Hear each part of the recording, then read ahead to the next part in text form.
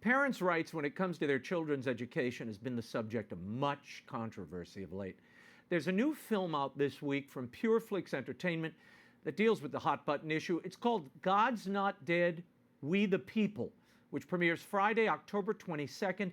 It's an inspirational drama that asks the question, if your individual liberties are threatened, particularly when it comes to educating your children, what would you do? Here's a preview with two of the stars of the film, David A.R. White and Antonio Sabato Jr. Thank you both for being here, gents. David, you're reprising your role of Reverend Dave Hill in the newest installment of the God's Not Dead series. The plots of these movies have been about bringing God into the public sphere, but this time your character's dealing with a homeschooling co-op that have been told by the local government that if they don't follow the public school curriculum, dropping religious education, or instruction rather, they'll be fined every week until they do. Why did you want to make homeschooling the battleground and backdrop of this movie? Yeah, thanks. Thanks so much for having us, Raymond. Not at all. You know, it's an interesting thing always to see where in the world these God's Not Dead movies are going to go, and never did I ever imagine that we would be making another, another installment of it. But last year, homeschoolers went from 2.5 million in the United States to 5 million. And so if you have kids, I'm sure you realize, you all of a sudden learned what homeschooling was, because we all had to do that with our children. And it just seemed as a good backdrop to launch from. Basically, where does the government, where do they cross over the line? And then how much do they also reach into our homes? And what's too much? And that's kind of where this movie came out of. Mm-hmm. Antonio, you play one of the parents who has chosen to homeschool. What drew you to the character? I mean, it seems like you all had a crystal ball given what's happening now. Well, I'm very much, I care about my children. I've homeschooled my children. And when the story came to me from David, I felt so much in touch with his character, because it's what I went through. This film is about freedom. It's a freedom of choice. And, that freedom has been taken away every single day in this country, all over the world right now. It's a shame. So that's why I was really, compelled to do this film from the beginning. And I just had such a pleasure working on it, and we had a great time shooting in Oklahoma, and we released it in the theaters just recent, and the feedback was just phenomenal, and I'm just so happy and pleased to be part of it. David, you grew up in a Mennonite community. Your father was a pastor, and I know you're one of the co-founders of PureFlix. How did your upbringing lead to these inspirational religious-based films? Did you find that in your background, in your upbringing? The joke is always, if you don't know anything about the Mennonites, they make the Mormons look like a pack of Hell's Angels. But I grew up really conservative, and I saw one movie in the theater the first 18 years of my life. And so, going into the entertainment industry wasn't necessarily a thing that I would do, except that I had a heart for the faith-based community. I had a heart for that really there really wasn't much of a genre for it, and I felt, we did our first movie in '99 when feature films for this community really hardly had existed at all. Right. And so, but it was so important because America is made of people who are hungry for faith, and obviously it's a forgotten part of our culture in a lot of different ways. More and more we see that in what the government's trying to push on us, and so.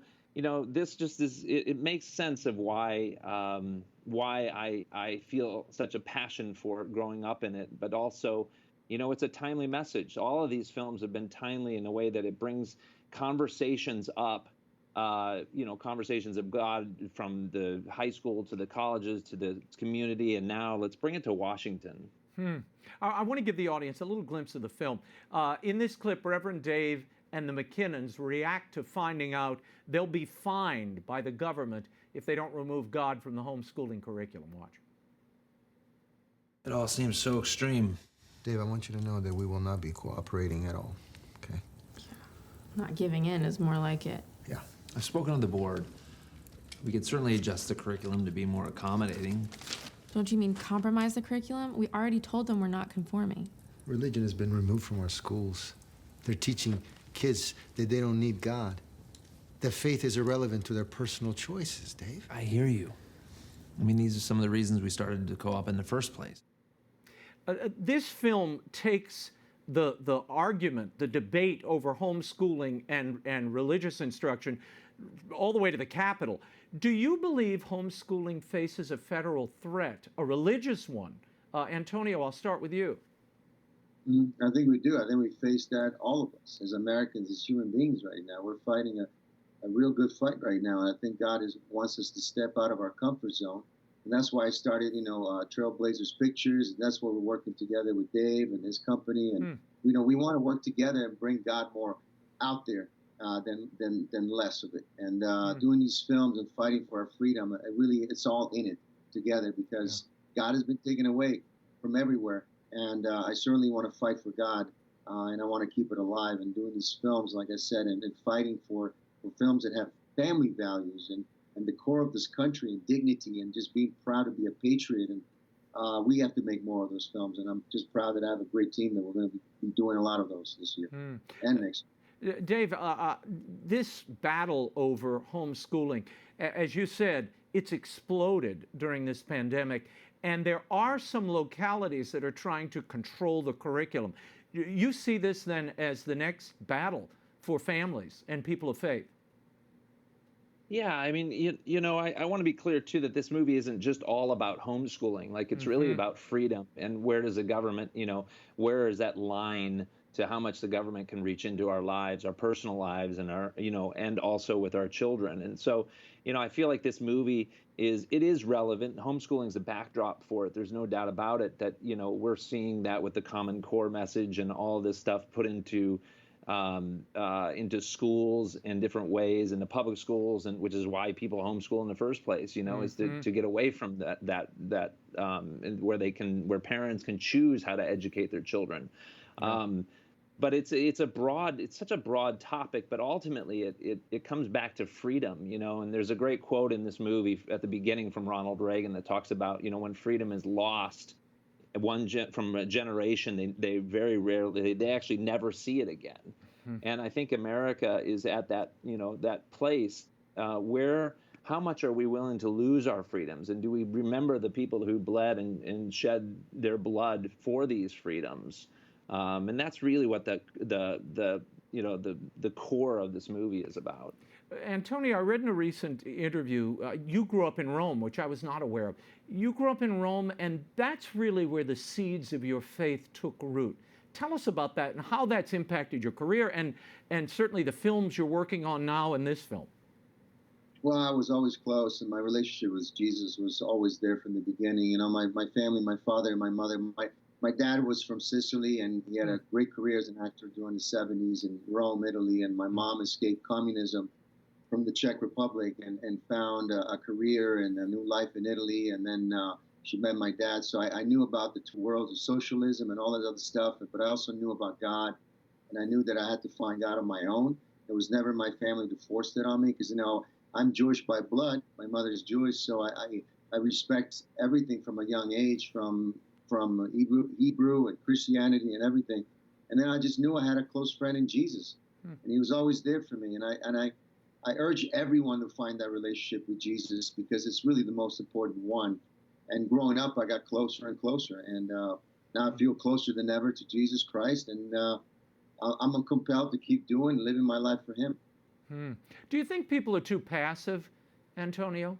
That they're too accepting of these government encroachments on not only their freedom, but their religious practice, particularly as we've seen over the last year and a half? I look at the Bible and I look at the Word of God, and it's all in there. And he makes it so easy for us to understand that we're fighting the battle right now.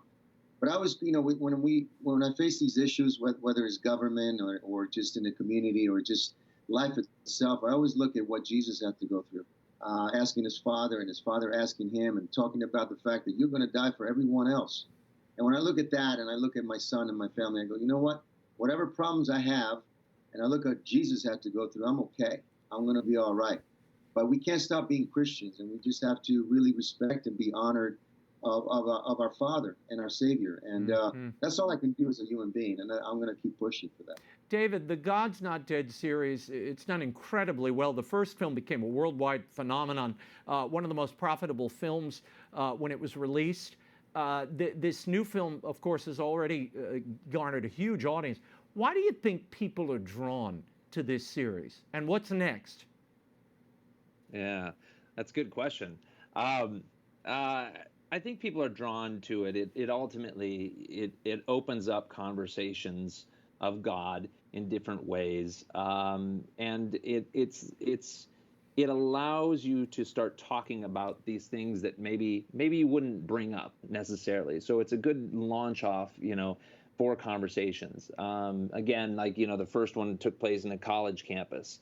Conversations about God in the college campus, and then it was the high school and the next one, and then it went into the community, and we really felt like it wasn't that we ever set out to do more God's Not Dead movies. It's just that the way that our society and the way that what we're dealing with and right in the middle of it, it feels like God's Not Dead is there for a purpose.